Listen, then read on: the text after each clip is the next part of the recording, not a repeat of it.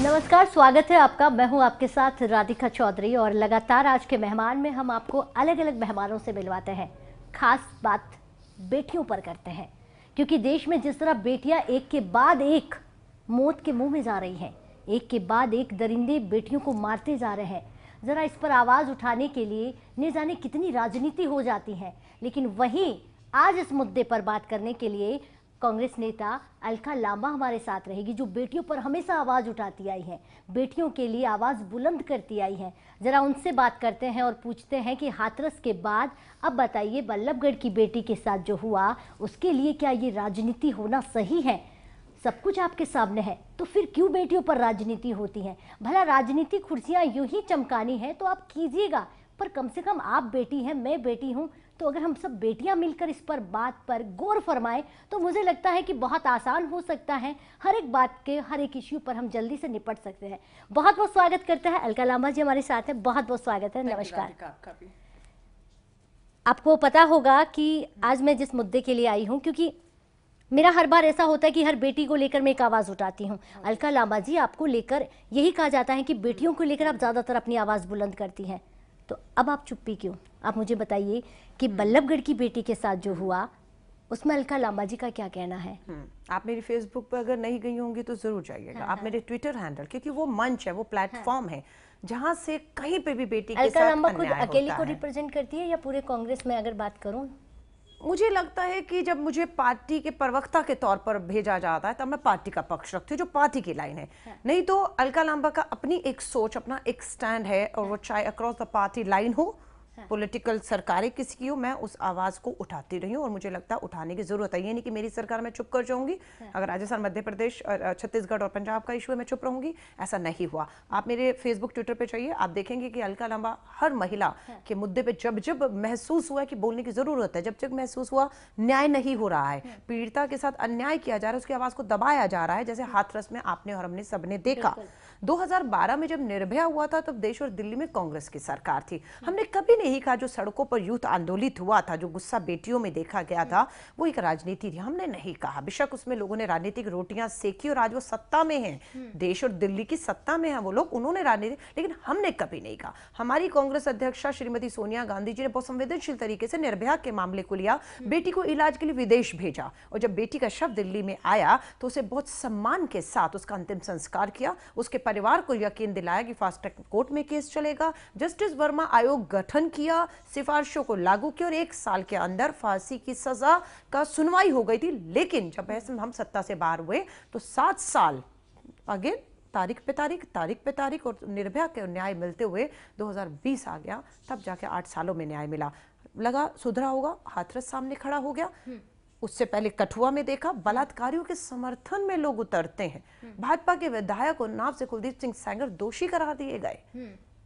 आप समझ रही हैं, जेल में हैं। उनको एक सांसद जीतने के बाद जेल में मिलने जाते हैं, साक्षी महाराज धन्यवाद करने गया था। अलीगढ़ की जेल में सांसद मिलने जाते हैं, आरोपियों को कहते हैं चाय पीने गए। जब ये होता है तो बोलना पड़ता है। बल्लभगढ़ की अगर आप बात करेंगे, निकिता के साथ जो कुछ भी हुआ दिल दहला देने वाला था, कि दिन दहाड़े सरेआम सर पे गोली मारकर इतनी हिम्मत हो गई हमारे जो है अपराधियों में कि किसी का खौफ डर नहीं है।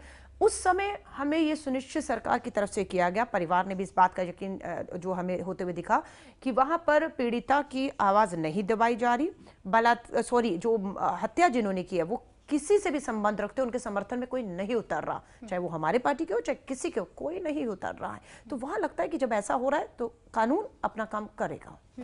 अलका लांबा वहां पर बोलती हैं, लगता है कि यहाँ पर आवाज उठाने की जरूरत है। लेकिन अलका लांबा जी, मेरा सवाल आपसे, आपकी पूरी पार्टी से है, हरियाणा में आपकी सरकार नहीं है, आप आवाज उठा सकती हैं, आपकी सरकार वहां पर जा सकती है, प्रियंका वाड्रा, राहुल गांधी जब हाथरस जा सकते हैं। आज मैं उस परिवार से मिलकर आई, आप जरा वहां पर जाइएगा, आपकी रूह कांप जाएगी। वो परिवार ये कह रहा है कि हम यहाँ से पलायन कर जाएंगे। आप इस वर्ड को ध्यान से गौर फरमाइए कि हम पलायन करके यहाँ से चले जाएंगे। मैंने पूछा क्यों?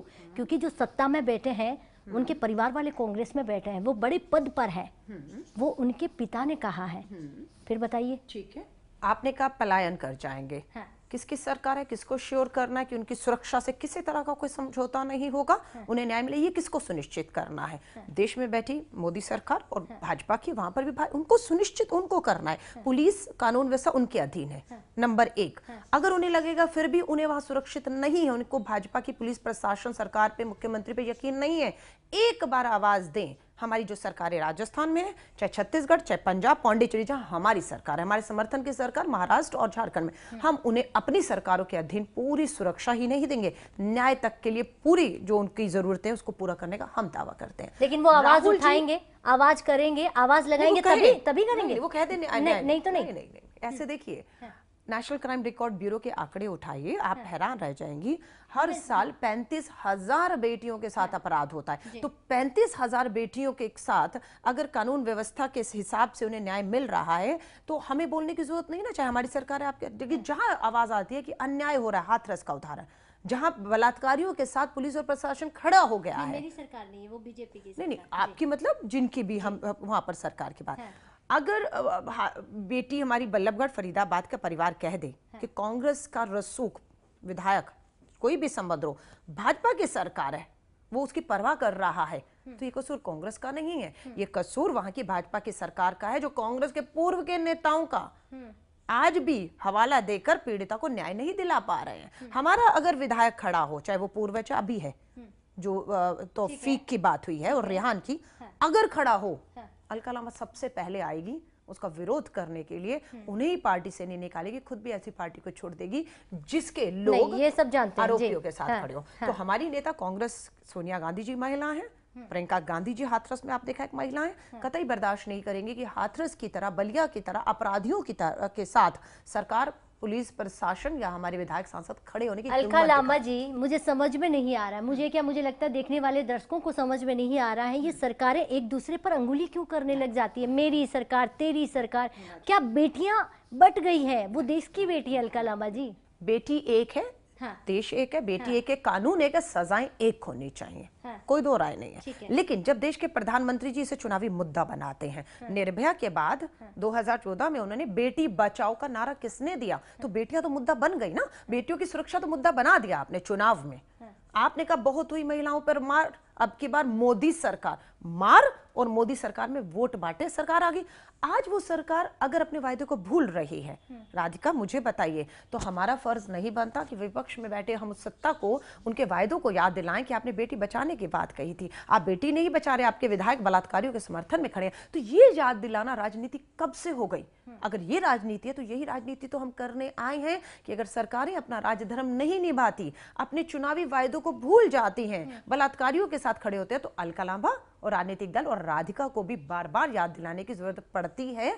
और ये राजनीति नहीं है। मैं नहीं कहूंगी राधिका टीआरपी के लिए ये सब कर रही है, राधिका का फर्ज है कि राधिका सत्ता में कोई भी बैठा हो, राधिका का उससे लेन देन नहीं है। राधिका का लेन देन जिन बेटियों के साथ शोषित हो रही है, अन्याय हो रहा है, उसकी आवाज उठा रही है वो। बहुत सही बात कही। क्या अगर ऐसा ही हमारी सत्ता में होने लग जाए कि ना सरकार को अपनी कुर्सी की सोच हो, ना सामने वाले पक्ष को हो, ना राधिका को टीआरपी की हो, ना अलका लांबा को अपने लाइक और व्यूज की हो, लेकिन क्या वही हम ये सोचने लग गए, न्याय मिलने लग जाए, बेटी पर जैसे ही अत्याचार होता, आप बताइए, यहाँ पर सबूत सामने है, हर चीजें सामने है, तो गुनहगार कौन? नहीं, गुनहगार साफ है। ये जो अगर आप नीतिका का केस कहेंगे तो उसमें साफ निकिता के केस में देखा कि दिन दहाड़े सीसीटीवी फुटेज, प्रूफ और आई विटनेस सब है उसकी सगी बहन, तो उसमें तो मुझे लगता है कि हम फास्ट ट्रैक कोर्ट की बात करते हैं 3 महीने, मुझे लगता है 3 हफ्तों में फांसी पे चढ़ा देना चाहिए, उदाहरण पेश कर देना चाहिए। हम नहीं चाहते कि हैदराबाद में हमारी डॉक्टर बेटी को गैंगरेप के बाद जिंदा जला दिया गया था और काउंटर करना पड़ा, और लोगों में बहुत, मेरे जैसे लोगों ने तो उसमें बहुत खुशी इज़हार की। अगर आप कानून के दायरों में न्याय नहीं देंगे तो इस तरह के इनकाउंटर को लोग जो हैं कानून अदालत तो खत्म हो गया। वही तो मैं कह रही हूँ, फिर तो कानून खत्म हो गया ना, सब हाथ में ले लिया ना, आप अपना इंसाफ दीजिए, मैं दूंगी, हर कोई दे रहा है। बेटियों के लिए तो कानून वैसे ही खत्म है, कहाँ न्याय हो रहा है? नेशनल क्राइम रिकॉर्ड ब्यूरो के आंकड़े तो कह रहे हैं क्राइम बढ़ रहा है, लगातार बढ़ रहा है। नाबालिग बेटियों के 5 साल 6 साल की बेटी एम्स में है, और अब तो कहीं पर ये भी पड़ा 90 साल की एक बुजुर्ग माँ को घर से घसीट कर। तो हवस जो है या दिमाग इतना खराब कर दिया है, और मुझे लगता है हमारा उसके लिए, उस अपराधी के लिए सॉफ्ट कॉर्नर क्यों है?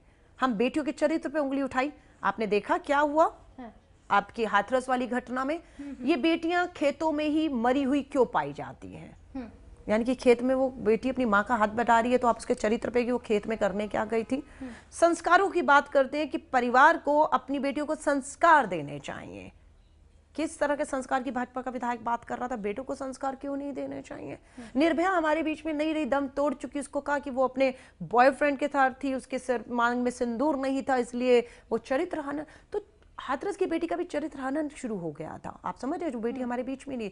तो ये चीजों पर जब उठेंगी तो हमें बोलना पड़ेगा राधिका। अगर हम नहीं बोलेंगे तो ये चीजें समाज में, देश में और फैलेंगी। अलका लांबा जी, एक सवाल यहाँ यूँ पूछूंगी क्योंकि मैं अभी अभी उनसे मिलकर आ रही हूँ। तो एक पिता कहता है कि अगर बेटी को न्याय मिल भी जाता है, मैं उम्मीद करता हूँ मेरी बेटी को इंसाफ मिल ही जाता है, लेकिन वो परिवार हमें नहीं छोड़ेगा।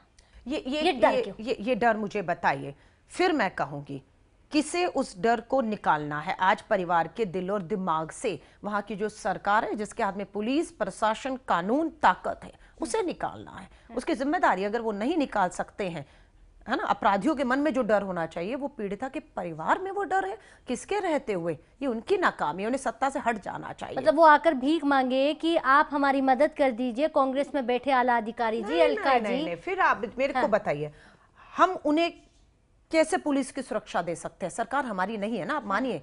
देश के गृह मंत्री और वहां के जो गृह मंत्री हैं, अनिल विज में कब थी हमारी सरकार? नहीं थी ना, तो फिर वहां अन्याय होता हुआ दिखा, वहां परिवार ने कहा। तो यहाँ न्याय नहीं हो रहा मैडम, यहाँ पर भी तो अन्याय है। यहाँ एक बार कह दे न्याय नहीं हो रहा, हमें होते हुए देखा। FIR दर्ज। वहां से किसने आवाज लगाई? नहीं, वहां तो बकायदा 2:30 बजे आप शव को पेट्रोल डाल के फूंक डालते हैं। बकायदा यहाँ सुबह आप दिन दहाड़े मार रहे हैं। नहीं, आप समझ नहीं रही मेरी बात को। नहीं समझाइए। मारा किसने? अपराधियों ने। 2:30 बजे बच्ची का शव किसने जलाया? पुलिस और प्रशासन ने जलाया। सबूतों को नष्ट किसने कहा? FIR में। अच्छा, आप समझ आए। तो आप इसीलिए आवाज उठा रही थी क्योंकि वहां पुलिस प्रशासन ने FIR नहीं हुई, पुलिस ने। जो पुलिस प्रशासन शामिल हो जाएगा जब, तब हम उतरेंगे।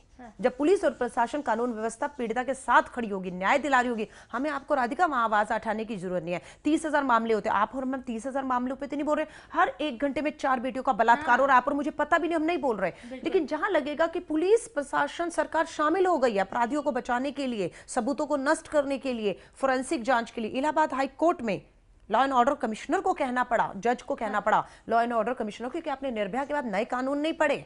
आप जाइए और पढ़िए। वो ये कहता कि अगर बेटी कह रही है मेरे साथ जबरदस्ती हुई है, सबूत हो ना हो, बेटी ने कहा है, तो रेप की धाराएं जोड़नी थी, जो बाद में जोड़ी गई। फोरेंसिक जांच में आपने गुमराह किया।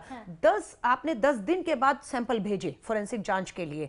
डॉक्टर ने जब कहा कि 10 दिन के बाद उस सैंपल का कोई मायने नहीं रह जाता है, तो आपने उस डॉक्टर को अलीगढ़ की अस्पताल से छुट्टी कर दी उसकी। आप समझ रहे हैं? तो पूरा आरोपियों के समर्थन में रैली हो रही है। यहाँ आरोपियों के समर्थन में कोई निकला हो तो बताइए। हम आपको मिल जाएंगे वहां पर, उनको खदेड़ने के लिए, जैसे हाथरस में हमने खदेड़ा, हमने कठुआ में खदेड़ा। तो चलिए, इंतजार यही है कि ऐसा कुछ सामने आ जाता है। करेगा कोई इतनी हिम्मत करे तो अलका लांबा जी आवाज उठाने के लिए वहां कोई भी पीड़िता की आवाज को दबाने की कोशिश करेगा, अपराधियों के साथ खड़ा दिखेगा, कोई भी कहीं भी, हम और पूरी कांग्रेस खड़े मिलेंगे। ठीक है अलका लांबा जी, ये तो बात होगी राजनीति की। इससे परे हम और आप दोनों एक बेटी हैं।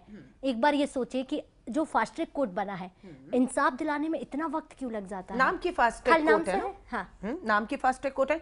ये वहां के जो मुख्यमंत्री हैं, जिनके हाथ में, देखिए, वो law and order is a state subject. पूरी तरह पुलिस फास्ट ट्रैक कोर्ट को बनाना, केस चलाना।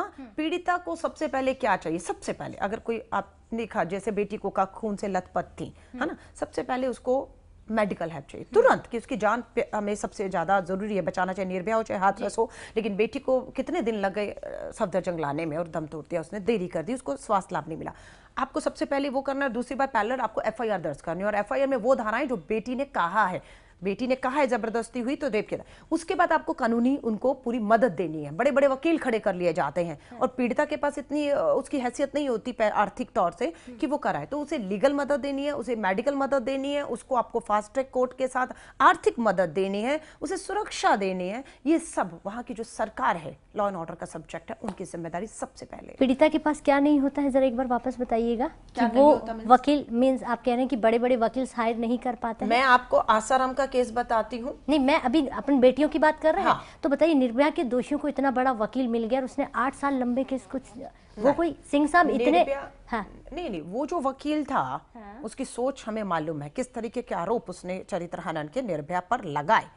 ठीक है, लेकिन आप बहुत, यहाँ तो कांग्रेस की सरकार थी ना, बकायदा कानूनी मदद हो, आर्थिक मदद हो, इलाज हो, कांग्रेस की सरकार ने पूरा दिया निर्भया को। निर्भया के परिवार से बात करिए, उसकी माताजी से बात करिए, पिताजी से, सब आपको कहेंगे कि कांग्रेस सरकार अपराधियों के साथ नहीं खड़ी थी, हमारे साथ पूरी तरह खड़ी थी। उनके अगर बेटे को भी आगे पायलट बनना था तो राहुल गांधी जी ने उनकी पूरी जिम्मेदारी ली कि उनका जो सपना था भाई बहन का कि भाई मेरा पायलट बने तो वो बनेगा, मैं वो कह रही हूँ। लेकिन जब एक उदाहरण बता रही हूँ, आसाराम केस में, राम रहीम के केस में, रसूख वाले हैं, प्रधानमंत्री से लेकर मुख्यमंत्रियों के साथ उनकी तस्वीरें हैं, धन बल सब, कितने टाइम लगे उस नाबालिग बेटी को आसाराम को जेल पहुंचाने में। मुझे मालूम है वहां के जो पुलिस प्रशासन था हमें फोन करता था कि आसाराम के साथ वहां की जो उस समय भाजपा सरकार 5 साल रही वो साथ में खड़ी है और वकील बड़े बड़े कर रहे हैं। यहाँ हमें लगता है पीड़िता का केस कमजोर हो रहा है क्योंकि वकील नहीं मिल रहे हैं। तो ये सुनिश्चित किया जाना चाहिए कि जितना रसूख बड़ा वकील उसे प्रोवाइड किया गया है, उसी तरह सरकार पीड़िता को आर्थिक अगर कमजोरी की वजह से उसे मजबूत बड़ा से बड़ा वकील कराए कि उसके करियर को खराब ना किया जा सके। आप समझ रहे हैं, बेटियों को ये चाहिए, काउंसलिंग चाहिए, काउंसलिंग नहीं होती है, नहीं हो रही है, रेप होता है तो पुलिस जाकर उससे पूछते अच्छा क्या हुआ था बताओ जरा। बिल्कुल, आप समझ रहे हैं। यहाँ संवेदनशीलता, सेंसिटिविटी होनी चाहिए जो पुलिस में वो नहीं है। इसीलिए हम उम्मीद करते हैं कि महिला थानों को बढ़ाया जाए, क्योंकि एक महिला के सामने महिला खुलकर बात रख सकती है कि मेरे साथ क्या हुआ है। मैं राजनीति में नहीं जाना चाह रही हूँ, लेकिन एक सवाल आपसे पूछना चाहूंगी, क्योंकि आप बेटियों के लिए हमेशा बहुत अच्छे से बोलती आई हैं, इसीलिए मैं आपके पास उठकर आई हूँ। मैं पहले एक बेटी थी, अब एक माँ हूँ, लेकिन मेरा बेटी तो नहीं है, बेटा है। पर मैं समझ सकती हूँ, मैंने अपने बेटों को अगर कहेंगे बेटियों, मैं कहा है ही नहीं तो संस्कार वाली मुझे लगता है बेटियों को जरूरत नहीं है, वो अपने आप संस्कारी ही होती है। बेटे को मैंने संस्कार जरूर दिया। और मैं एक चैनल में तो ये कहकर भी आ गई थी कि हम लोग दूसरों पे उंगली उठाते हैं, अगर मेरे ही घर में अगर किसी ने अपराध किया उसे बचाने की जगह अगर मैं ही उसे सजा दूं बचाने की बजाय, तो मुझे लगा था उदाहरण पेश होगा। लेकिन हम क्या करते हैं, बेटों को बचाने के लिए सारा आरोप बेटियों के चरित्र पर लगा देते हैं। आप समझ रहे हैं, ये सोच की बात है जी। बेटा, अब मेरे घर में मैं बता रही हूँ, हम 2 लोग हैं तो काम बटा हुआ है। सुबह का अगर नाश्ता वो बनाता है तो दोपहर का खाना मैं बनाती हूँ। एक दिन कपड़े उसको धोने हैं तो दूसरे दिन मेरी जिम्मेदारी है, डस्टिंग वो करेगा। तो कोई ऐसा काम नहीं है जो लड़के कर सकते हैं, शर्म आएगी लड़कों के, ये लड़कियों के काम है। कहा जाता था ये लड़कियों के काम है, लड़कों के काम नहीं। लड़कियां नीची आवाज में बात करें, लड़कों को तेज आवाज में बात करने का, लड़का कुछ भी पहने, लड़की ने ऐसा क्यों पहना है। सो वो सोच बदलनी पड़ेगी। मेरे यहाँ तो बदली हुई है पूरी तरीके से, लेकिन समाज, मैं सहमत हूँ इस बात से और बहुत बहुत अच्छा लगा। मुझे लगता है हर एक माँ को ये सीखना पड़ेगा आपसे कि वो अपने बेटे और बेटी में फर्क करना पहले से बंद कर दे। बहुत जरूरी है। एक ये जो कब बंद हो जाएगा, मुझे लगता है ये बहुत ज़रूरी है, क्योंकि अब बात घर की आ ही गई है, आपके घर से शुरू हो ही गई है, तो हमें सब तक पहुंचानी चाहिए कि बेटी तुम्हें तो अगले घर जाना है। ये अगला घर मुझे समझ में नहीं आता है। देखिए, जो बेटियों को धन कहा जाता है और वो भी पराया धन, पराया धन है ना। और शुरू से सास ससुर की इज्जत करो, ठीक है, इज्जत तो वैसे भी करनी चाहिए। ऐसा नहीं है कि सास ससुर की दूसरे घर जा रही हो इज्जत जो, वहां तुम्हारी डोली गई है वहां से अर्थी उठेगी। ये जो बीच का फर्ज है ना, डोली और अर्थी का मतलब कुछ भी हो जाए सब कुछ सहन करना है, सब कुछ सहन करना और वहीं से अर्थी उठे, मेरे घर मत आना।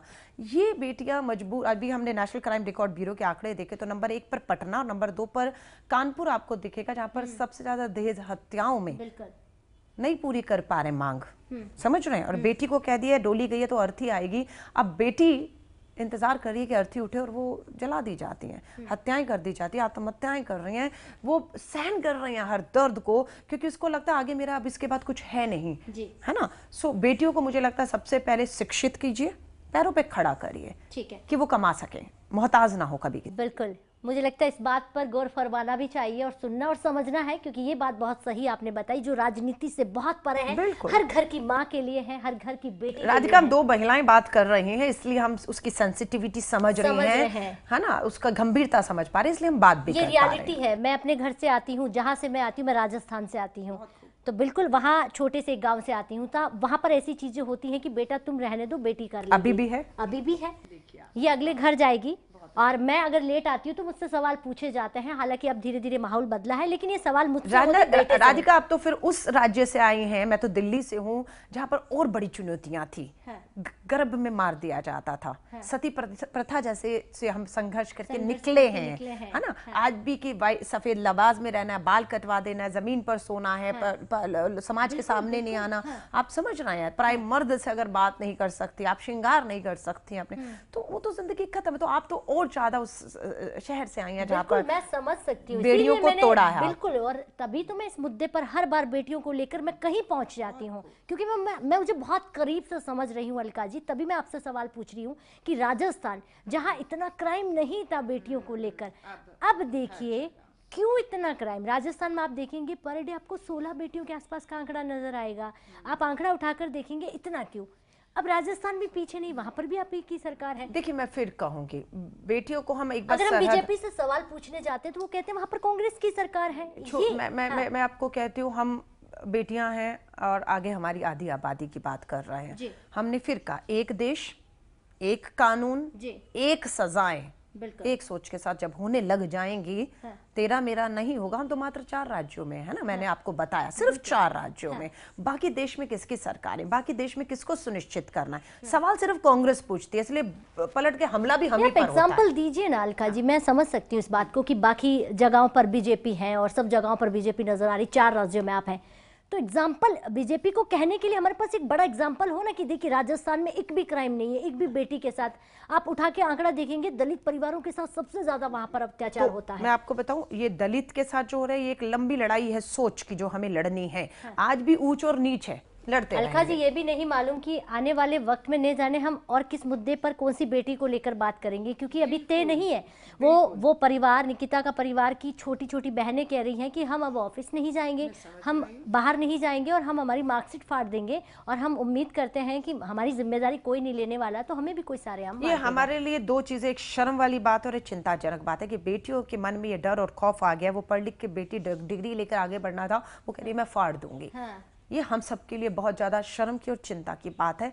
मुझे लगता है पूरी सोसाइटी, पूरे समाज को, एक तंत्र को एक होकर शर्म और चिंताएं करते रहेंगे। नहीं, आप और मैं कुछ तो आप क्या कर सकती हैं, आप अपनी तरफ से एक चैनल पे इस बात को उठाकर अपना फर्ज निभा रहे हैं। मैं आज वहां की मुख्यमंत्री या पुलिस की अधिकारी या जज नहीं हूं, मैं आप ही की तरह एक कह सकती हूँ सामाजिक कार्यकर्ता जो बेटियों के लिए लड़ रही है, या एक पॉलिटिकल पार्टी की एक महिला हूँ जो ये सुनिश्चित कर रही है कि जहां जहां हमारी सरकार है कम से कम वहां हम न्याय दिलाएं, या हमारी सरकार आएगी तो जो कमियां रहेगी उसको हम और सख्त कानून लाएं। वही तो अलका जी, हमें जहां जहां आपकी सरकार है, और मैं जब बीजेपी के पास जाती हूँ तो जहां जहां आपकी सरकार है कुछ ऐसा कीजिए कि कांग्रेस सरकार आप पर सवाल ना खड़ा करे। वही सवाल मेरा है कि राजस्थान में भी आए दिन ऐसा होता है। हम अगर बात राजस्थान की इसलिए कर लेते हैं क्योंकि वहां पर भी क्राइम बढ़ रहा है, तो बहुत जरूरी है कि हमें सरकारों को रोटियां बेटियों को लेकर नहीं सेकनी है। आप भले ही राजनीति करें, कम से कम हमारी जो भारत की महिलाएं हैं, आधी आबादी जिसे हम कहते हैं, उसे बख्श दिया जाए। नहीं, मैं आपको फिर कह रही हूँ, कांग्रेस की सरकार है, चलिए मैं उल्टा देखती हूँ, कांग्रेस की सरकार है, बलात्कार हुआ, और अगर कांग्रेस की सरकार पीड़िता नहीं बलात्कारी के साथ खड़ी है, उनका समर्थन कर रही है, उन्हें बचा रही है, तो मैं कहूंगी बिल्कुल बीजेपी को आवाज उठानी चाहिए। मैं ये कह रही हूँ उठानी चाहिए, सड़कों पर आना चाहिए। राजस्थान में हुआ क्या, वसुंधरा राजे सड़कों पर आई क्या, स्मृति ईरानी महिला बाल विकास मंत्री राजस्थान गई, हाथरस नहीं की क्योंकि उनका स्टेट था, क्या बोलती, यहाँ आई नहीं आई, क्यों नहीं आई? एसआईटी, एक से एसआईटी का गठन, बात तो वही होगी ना, वो गई मैं गई, हमें बेटियों पर ही। आप समझ नहीं रही हैं, आवाज उठानी है उन्हें और हमें सबको। हाँ, वही सवाल तो मैं आपसे पूछ रही थी कि आप ही को तो आवाज एक बार जरूर उठानी चाहिए, जाकर एक बार वहां बल्लभगढ़ में भी तो जाना चाहिए कि वहां से कहीं आवाज आएगी। आप होकर आई हैं, आप होकर आई हैं। आज आप कह दीजिए, आप पीड़िता और परिवार को मिलकर आई, वो कह रही है हमारे साथ अन्याय हो रहा है, सरकार जो है दोषियों के साथ खड़ी है, उन्हें बचा रही है। कल आपको हम मिलेंगे, आप एक बार कह दो कि पीड़िता के परिवार ने ये कहा है कि उन्हें न्याय नहीं मिल रहा है, वो पूरी सरकार, पुलिस प्रशासन दोषियों के साथ खड़ा है। आप अभी कह दीजिए, कल आपको प्रियंका गांधी वहां मिलेंगी। आप कहिए कि हाँ, है ना, वो परिवार, हाँ ठीक है, वो परिवार यही उम्मीद लगाए हुए बैठा है कि चाहे कोई भी सरकार हो, हमें कोई लेना देना नहीं है, हमें हमारी बेटी को इंसाफ मिल जाए। ठीक है, आप वहां पर कह रहे हो कि एक तरफा अगर देखा जाए तो ऐसी कहीं हमें नहीं लग रही है कि जहां मेरी और मेरी सरकार की जरूरत पड़ रही है वहां चीजें हो रही हैं, और लगेगा कुछ गलत है तो वहां आपकी सरकार जहां न्याय नहीं मिल रहा होगा। अब यहाँ पर अगर हम एक छोटा सा, क्योंकि आखिरी सवाल समय का वक्त को देखते हुए जरूर एक बार ये बताइए कि राजनीति बेटियों पर करनी क्यों नहीं छोड़ देते? नहीं, मैं आपको फिर कहूंगी, राजनीति को आप बहुत गलत शब्द समझ रही हैं और मेरे जैसे राजनीति में इसलिए आए हैं कि हम बदलाव ला पाए। मेरे लिए राजनीति एक बहुत खूबसूरत शब्द है। अलग बात है कुछ लोगों ने इसको बहुत गंदा बना दिया, इसलिए पढ़ा लिखा एजुकेटेड लोग आधी आबादी रिजर्वेशन देना पड़ रहा है पंचायतों में, नगर निगम में। आओ आगे, बेटियां आए, देश की सत्ता कमान अपने हाथ में लो, ताकत महसूस करो, राइट। तो मुझे लगता है मेरे लिए राजनीति बहुत खूबसूरत शब्द है जिसमें मैं आई हूँ और मैं एक बहुत बड़े राजनीति नहीं होती बेटियों पर, ये तो आप भी देख रही, चाहे पक्ष हो या विपक्ष हो, हमेशा होती आई है। बेटियों को लेकर क्यों? हाँ। गंदी राजनीति नहीं, हाँ, वही अच्छी राजनीति हो, अच्छी मतलब न्याय दिलाने वाली राजनीति हो, जिसमें हम दोषियों के साथ नहीं, हम पीड़िता के साथ खड़े हो। ये अच्छी राजनीति है। जहां पर न्याय ना मिल रहा हो आवाज उठाएं। देश में क्या हो रहा है? अच्छी राजनीति हो रही है या गंदी राजनीति? बेटियों पर क्या हो रहा है? नहीं, देखिए, मुझे नहीं लगता अच्छी और बुरी हो रही है, पर ओवरऑल ये कि अपराध हो रहे हैं, बेटियों को न्याय नहीं मिल रहा है, इस पे आवाज उठनी चाहिए और सुनिश्चित किया जाना चाहिए कि बेटियां सुरक्षित रहें, अपने पंख फैला के अपनी ऊंची उड़ान को भर सके, जिस पे हम देश गर्व कर सके, और ये हमें सुनिश्चित करना है। और अपराधियों में खौफ और डर पैदा करना बेहद जरूरी है और वो सजाओं से तय होगा। बिल्कुल, अलका लांबा जी का कहना है, या यूं कहें वो आवाज जो बेटियों के लिए उठती है, बार बार यही कि चाहे कुछ भी हो लेकिन हमारी बेटियों को इंसाफ मिलना चाहिए। बेटियां अपना पंख फैलाकर आसमान में उड़ती हुई नजर आनी चाहिए। बेटियां चार दीवारी पर कैद रहते हुए दिखाई नहीं देनी चाहिए। अगर हम बेटियों को आज़ाद कर देंगे तो देखिए, हमारी बेटियां आज इतिहास उठाकर अगर हम देखेंगे तो नहीं जाने किस किस पद पर हमारी बेटियां गई हैं, जिसने देश को गौरवान्वित करवाया हो, जिसने देश के झंडे विदेशों तक में गाड़ा हो। क्यों भूल जाते हैं हम उन एग्जाम्पल को? क्यों भूल जाते हैं हम झांसी की रानी को? क्यों भूल जाते हैं हम उन बेटियों को? लेकिन हम ये नहीं याद रखते कि चाहे किसी भी परिवार की बेटी हो, वो बेटी है, वो देश की बेटी है। तो चलिए, आज के मेहमान में इतना ही, लेकिन फिर हम किसी बेटी पर, या यूं कहें, लगातार आपके साथ बात करते हैं।